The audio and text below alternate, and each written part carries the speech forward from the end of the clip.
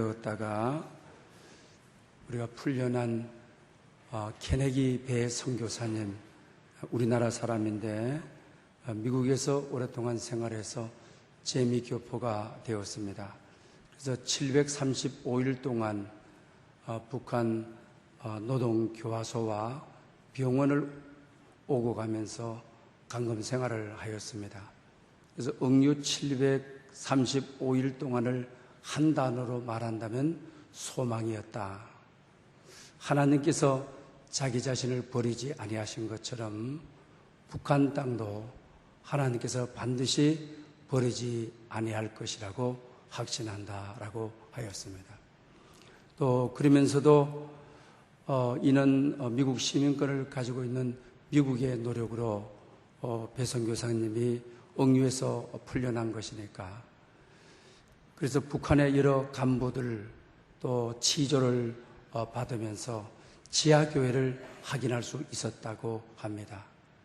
지하교회에 대한 이야기를 하면서 이 보위부에서 지금 지하교인들을 색출하기 위해서 골머리 아프다라고 하더라는 것입니다. 북한에는 지하교회가 있음을 북한 보위부들을 통해서 알 수 있었다고 하였습니다. 그러면서 특별히 시간 나는 대로 편지를 썼습니다. 그 편지는 주님의 이름으로 문안합니다 라고 항상 시작되었는데, 이 주씨가 누구냐, 이 주씨의 배후를 대라 이러면서 굉장히 고통을 당했다고 하였습니다. 주님도 모르는, 또 기독교에 대한 가장 기초적인 것도 모르는 우리 북한 사회의 실상을 잘 소개해 주는 것을 보게 됩니다. 오늘은 성찬주일로 지키고 있습니다. 이 성찬을 통해서 저 북한 땅에도 반드시 복음의 문이 활짝 열려질 수 있도록 우리가 기도해야만 되겠습니다. 또 한 주간 동안 우리 사회적으로 정말 사회적인 성찬이 이루어진 아름다운 사건도 우리가 있었습니다.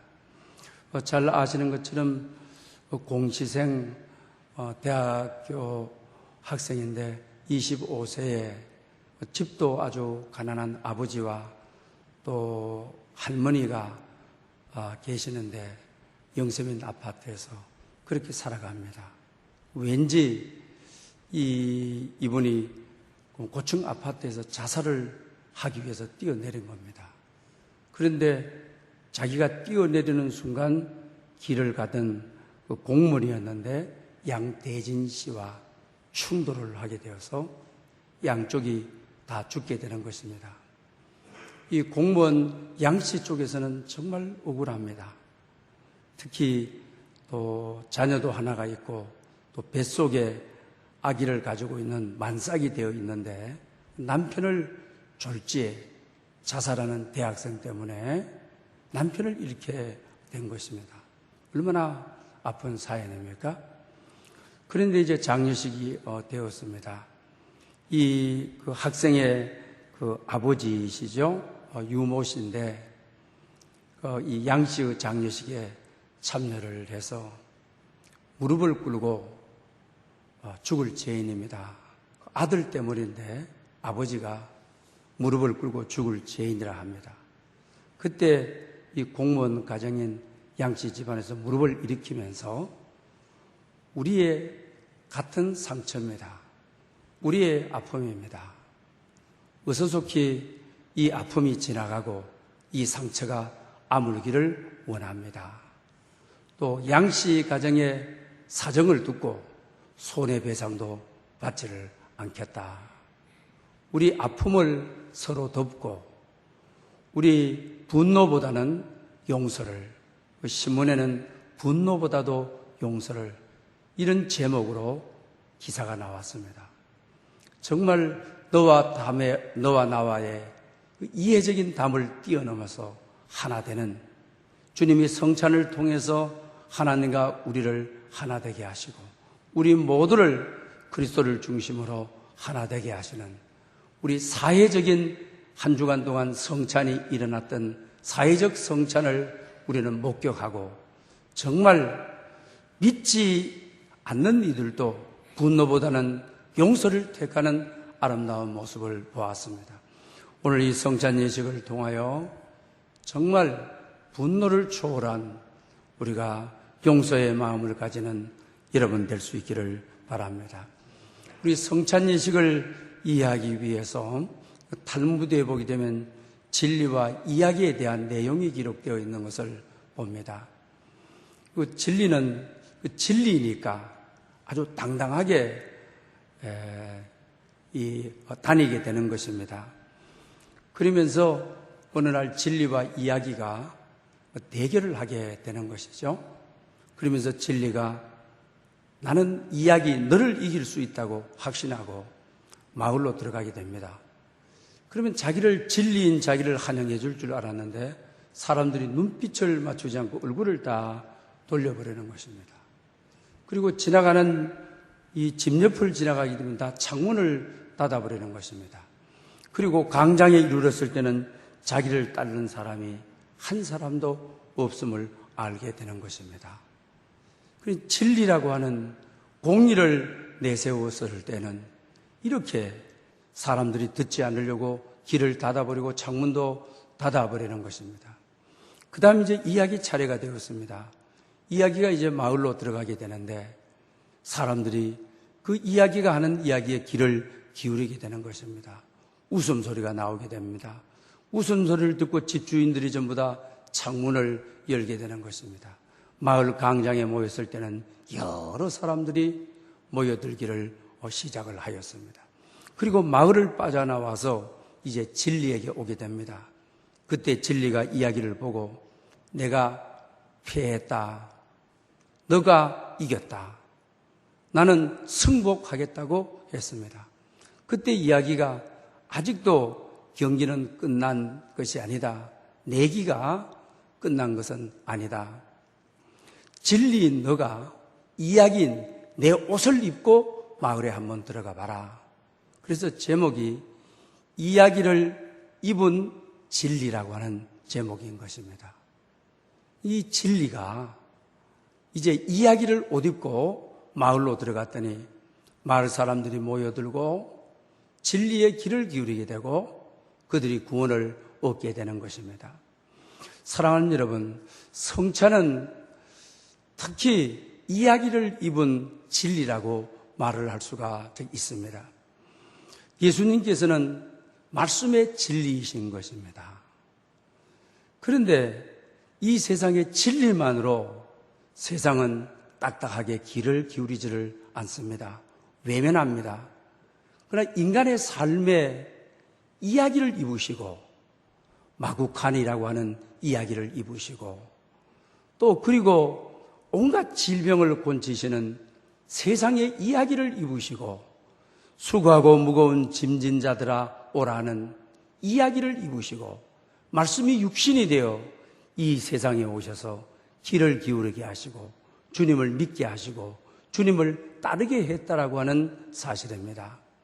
그러므로 오늘 이 성찬은 정말 진리인데 주님께서 십자가의 이야기를 입으시고 또 주님께서는 이 세상의 죄에 대한 이야기를 입으시고 죄가 어떻게 해결이 되어야 되고 용서가 되어야 되는지 이야기를 입은 진리임이 이 성찬 예식이라고 하는 사실입니다.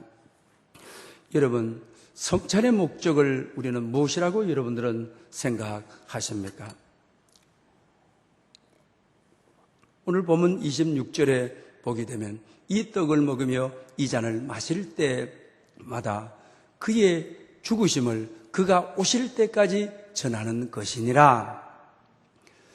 주님께서 성만찬의 목적을 아주 명시해 주고 있는 것을 보게 됩니다. 오늘 우리가 성찬 예식을 왜 하는 것입니까? 너희들이 이 떡을 먹을 때마다 이 잔을 마실 때마다 그의 죽으심을 마음에 새기는 것이 성찬 예식인 것입니다. 나를 위해서 오셨고 나를 위하여 십자가에 죽으셨고 내가 받아야 될 형벌을 십자가상에서 받으셨다.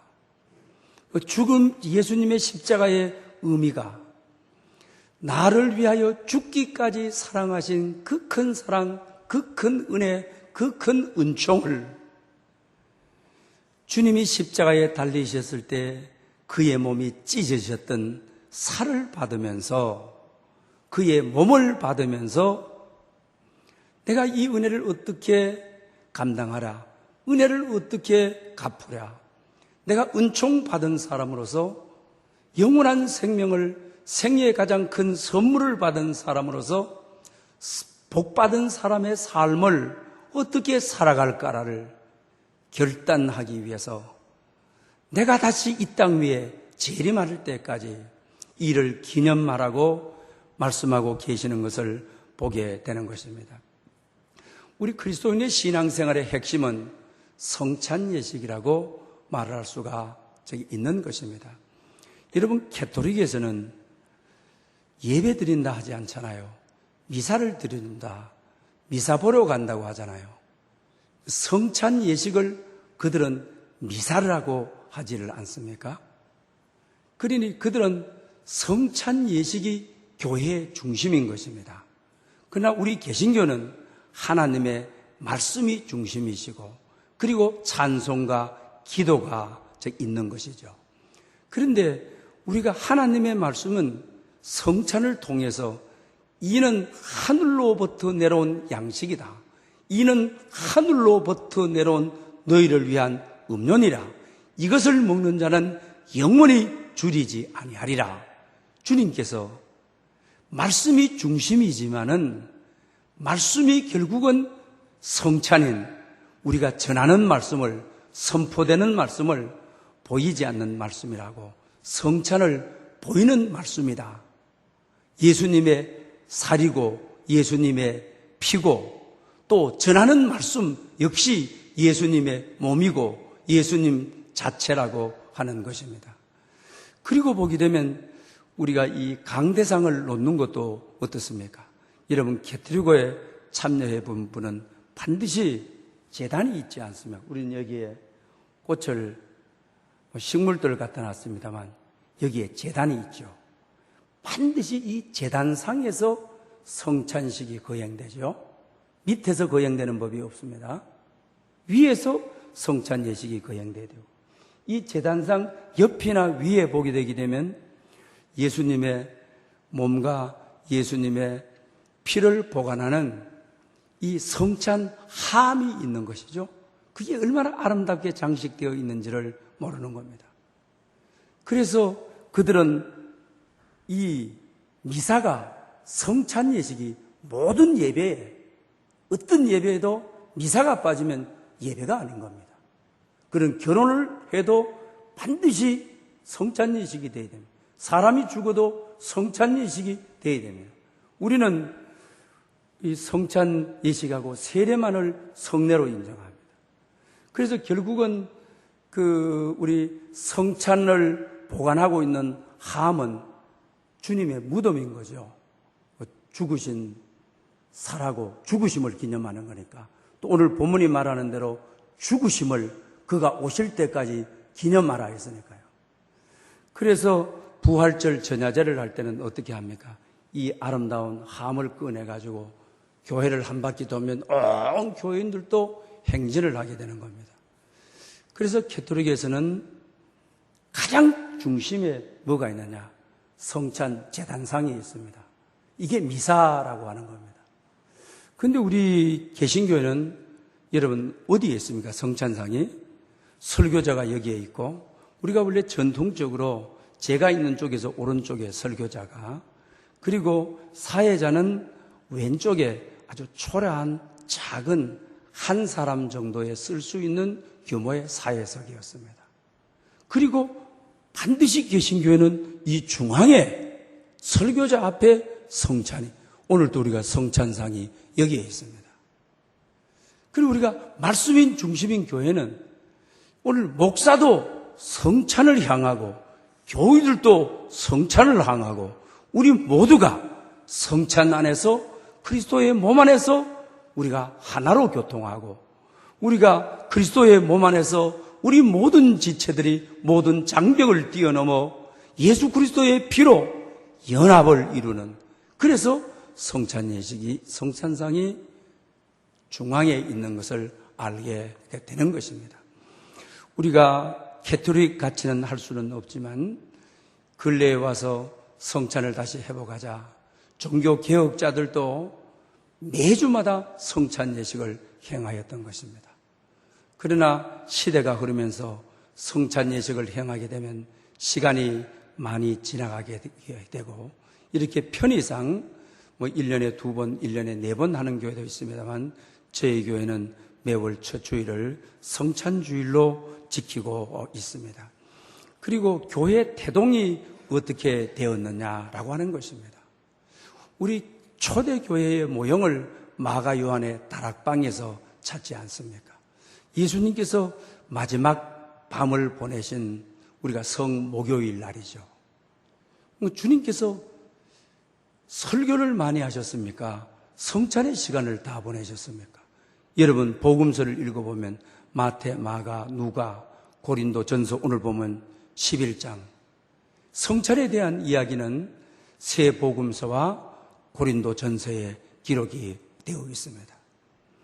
주님께서는 전통의 유월절 예식을 따라서 성만찬 예식을 행한 것입니다. 그러면서 이 성만찬을 통하여 떡을 떼어가지고 제자들에게 이것은 나의 몸이다, 받으라고 하는 것입니다. 그리고 이제는 우리 원래 유월절 이 절규의 이 계정은 포도주를 3번 드는 거죠. 3번 따르는 것입니다. 그러면서 주님께서 따르셔서 이는 많은 사람을 위하여 흘리는 바 내 피, 언약의 피다, 받으라. 그래서 제자들이 받는 것입니다. 이것이 바로 교회가 된 것입니다. 여러분, 교회는 성찬이 진행되지 않으면 교회가 아닌 것입니다. 그래서 우리 교회 헌법에도 어떻게 되어 있습니까? 교회와 목사가 해야 될 일이 아주 명확한 2가지인데 말씀 선포가 있어야 되고 성례전이 거행되어야 된다 하는 것입니다. 초대교회는 말씀 중심으로 모인 것이 아닙니다. 카타콤 교회 여러분 보십시오. 왜? 다 말씀을 전하던 자들은 다 순교를 당하였습니다. 평신도들이 지하 땅굴을 파고 들어가서 예배를 드리는데 그것이 바로 성찬 중심으로 카타콤에 가보면 성찬에 쓰였던 여러 기구들이 발견이 된 것을 우리가 여러분 보지 않습니까? 그러므로 성찬이 교회의 태동이었습니다. 마가 요한의 다락방에 주님이 성찬 예식을 마지막으로 행한 것이 교회의 출발이었습니다. 그러므로 교회의 본질은, 교회의 중심은, 교회의 핵심은 성찬에 있다라고 하는 것입니다.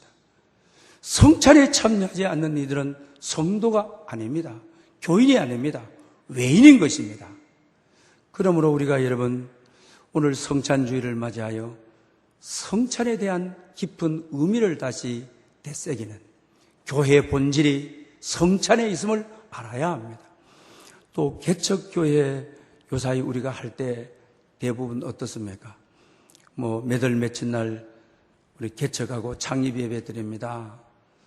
강고도 하고 또 초청도 하고 그리고 예배를 드립니다.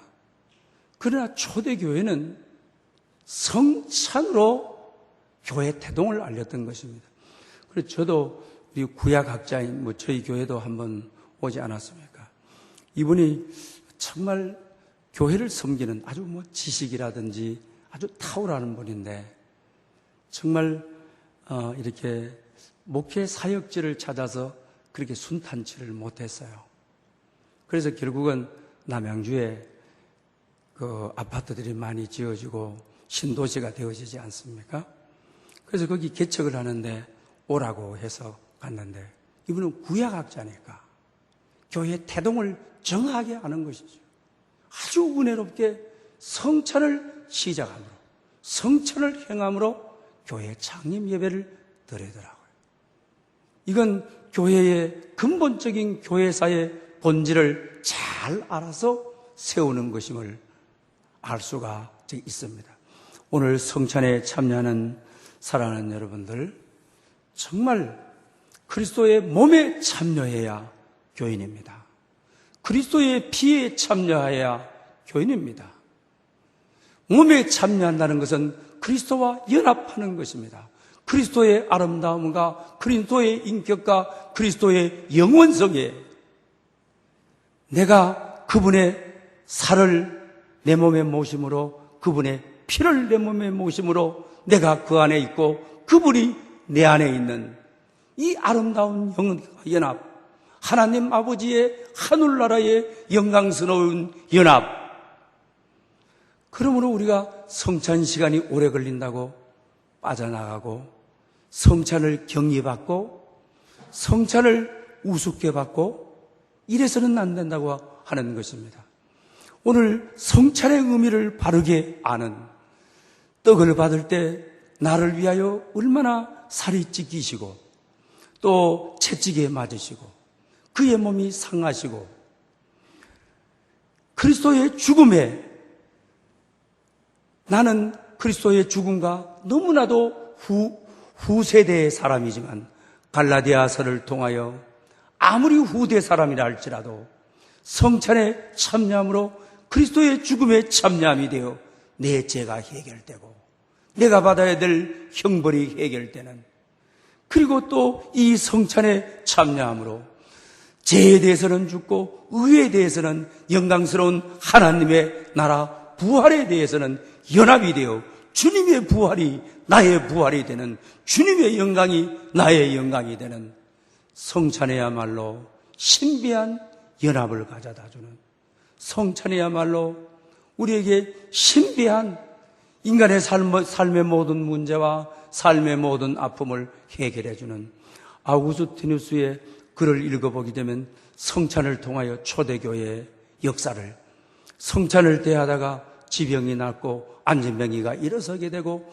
온갖 지병이 떠나고, 이 슬픔 많은 질그러기에, 연약한 질그러기에 보배로운 그리스도의 몸과 피를, 그분 자신을 우리 안에 모셔드림으로 우리의 몸이 완전해지는, 이제는 내가 산 것이 아니라 오직 내 안에 계시는 그리스도께서 사심으로, 질그릇 같은 나였는데 성찬을 통하여 보배로운 주님의 몸이 내 안에 오므로, 주님 자신이 내 안에 오므로 오직 이제는 내가 살지 아니하고 연약하게 살지 아니하고 병약하게 살지 아니하고 이 메마른 세상과 같이 그렇게 살지 아니하고 주님이 들어오셔서, 완전하시고 온전하신 주님이 들어오셔서 주님이 내 안에서 살아주신다라고 고백했던 것처럼 성찬은 이런 의미를 지니고 있다고 하는 사실입니다.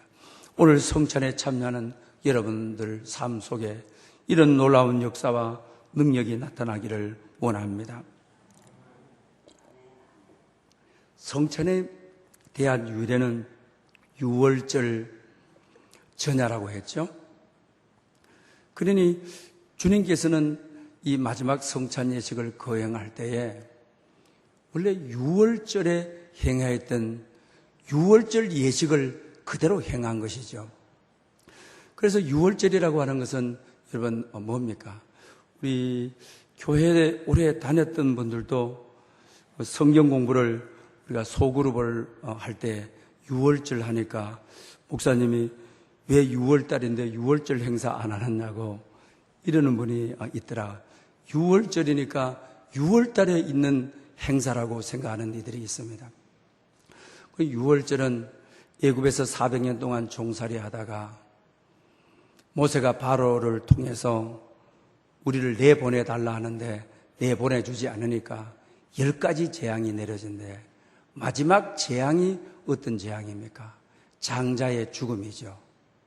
죽음의 사자가 그날 밤 모든 가정을 방문하게 되는데, 그런데 6월절에 모세의 명을 받아서 어린 양을 잡아 그 피를 문설주에 발랐던 이들은 죽음의 사자가 그 집에 들어가지 못하고 문설주의 피를 보고 패스 오버 해야죠. 패스해버리는 거예요. 오버해버리는 거예요. 넘어갔다라고 하는 뜻이죠. 그래서 한자 말로 유월이라고 하게 되는 거죠. 넘어가 버렸다. 그래서 신약 성경에도 세례 요한이 예수님을 보자 세상 죄를 짊어지고 가신 어린 양을 보라! 그러는 거죠. 죽음의 사자가 들어가지를 못하고 그의 피가 죽음의 사자를 다 막아주게 되는 것입니다. 그래서 결국은 패스 오버 해버리는 것이죠. 그래서 예수님께서는 유대교의 이 법전을 따라서 아마 그날 마지막 밤을 성찬 예식을 거행하였을 것입니다. 원래 7가지 순서에 의해서 성찬 예식을 거행하도록 되어 있었습니다.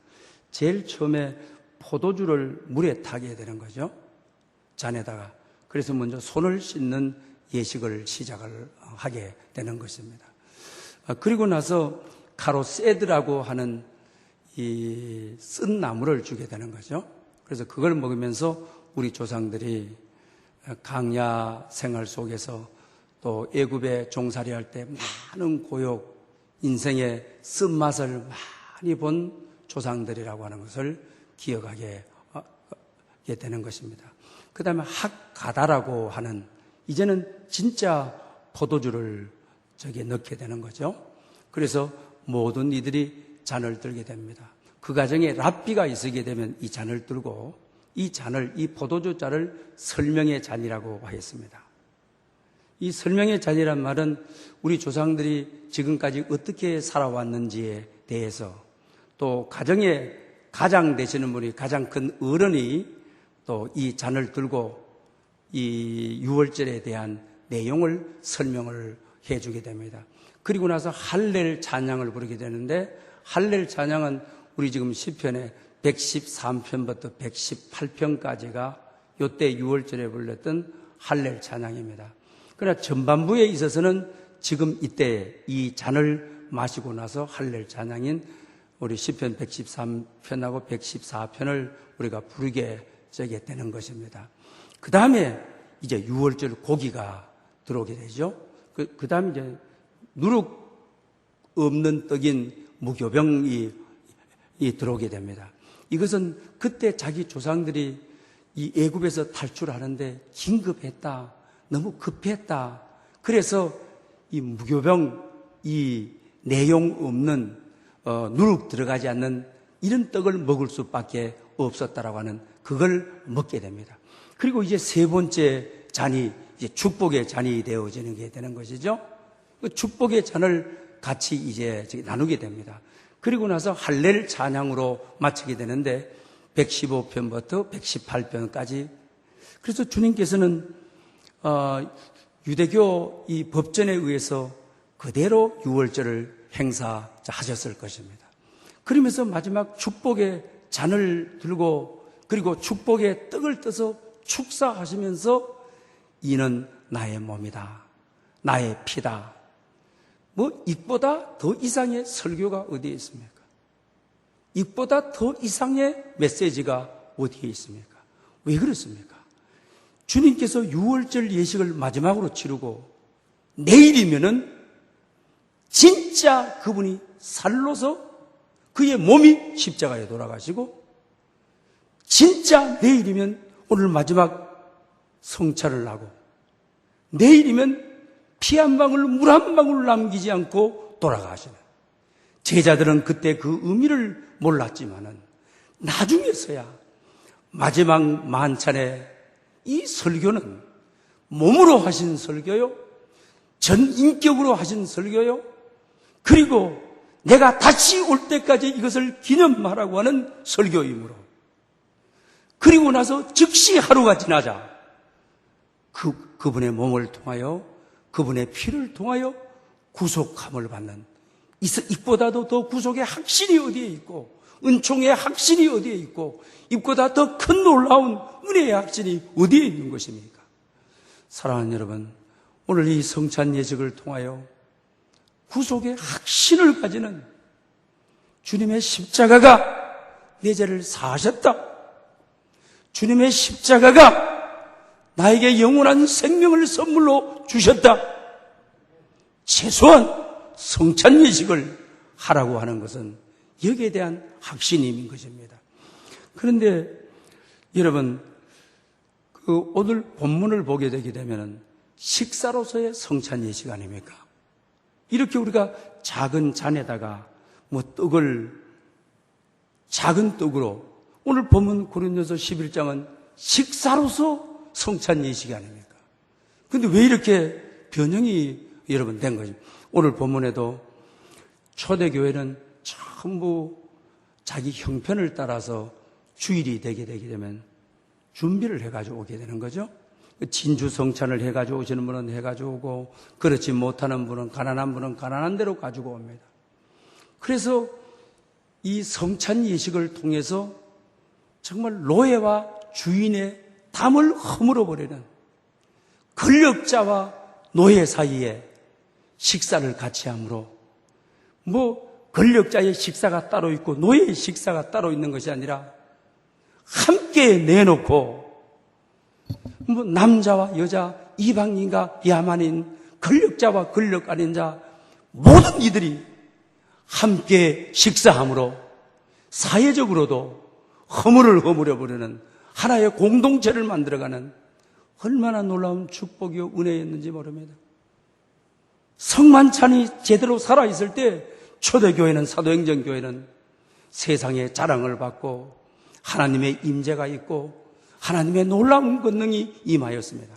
그러나 고린도 교회에 와서는 두 개로 갈라져 버렸죠. 오늘 본문에 보면 잘 차려온 사람들은 잘 차려온 사람들로 모여서 먹고, 못 차려온 사람들은 못 차려온 사람들로 먹고, 내가 이것을 옳게 여기겠느냐? 너희들이 나를 무엇으로 아느냐? 이것이 하나님의 집에서야 할 일이냐? 오늘 본문이 그렇게 말하고 있지 않습니까? 결국 교회에 와서 인간의 마음에 교만이 들고 성찬 예식을 약화시키고, 그러므로 잘난 사람끼리 모이고 가난한 사람들이 싸가져 와서 가난한 사람끼리, 그래서 220년에 칼타코 회의가 되어지게 되죠. 칼타코 회의에서 식사로서의 성만찬 예식은 폐지한다. 그래서 그 이후로부터 교회 역사는 구교도 마찬가지고 로마 가톨릭도 마찬가지고 우리 개신교도 마찬가지고, 그때부터는 성찬 예식을 의미로서의 작은 떡이라고도 할 수 없죠. 잔도 포도주라고도 할 수가 없는 것이죠. 다만 우리가 의미로서의 본질만을 교회가 가지도록 한다. 이건 정말 슬픈 일입니다. 초대교회가 인간의 격차 없이 공동체를 허물고 지위 구하를 허물고 정말 그리스도 안에서 온 인류가 하나 되는 초대교회의 성만찬이 없어지고, 의미로서의, 표징으로서의, 상징으로서의 성찬 예식만 오늘 남아있는 것입니다. 그렇다 할지라도 우리 의미 많은 오늘 성찬 예식을 하면서 우리가 기억해야 될 것이 뭡니까? 성찬 예식을 통하여 교회가 세워졌다. 교회는 성찬 예식 위에 세워지는 것이다. 오늘 성찬에 대한 두려움과 경외감이 있어야 되는 것입니다. 성찬을 통하여 우리가 남녀와 인종차별과 사회 갈등과 사회 모든 계층이 주님의 몸 안에서, 십자가 안에서 융화가 되어서 하나가 되는 세상을 주님은 참으로 원하셨다는 것입니다. 그러면서 우리 바울도 우리 갈라디아서 2장 20절에서 자기 자신이 고백을 하고 있잖아요. 내가 이제 십자가에 자기 자신이 못 박혔다라고 고백합니다. 그러면서 이제 내가 산 것이 아니라 오직 그리스도께서 내 안에서 사신 것이라고 말합니다. 그러면서 내가 육체 가운데 사는 것은 나를 사랑하사 나를 위하여 자기를 버리신 하나님의 아들을 믿는 믿음으로 사는 것이라고 하였습니다. 오늘 최소한 사랑하는 여러분, 성찬 예식을 통하여 나를 사랑해서 나를 버리신 하나님의 아들을 믿는 믿음이 이 성찬 예식을 통하여 여러분에게 일어나기를 축복합니다. 할렐루야. 영광 받으시기에 합당하신 주님, 오늘도 저희들을 불러주시고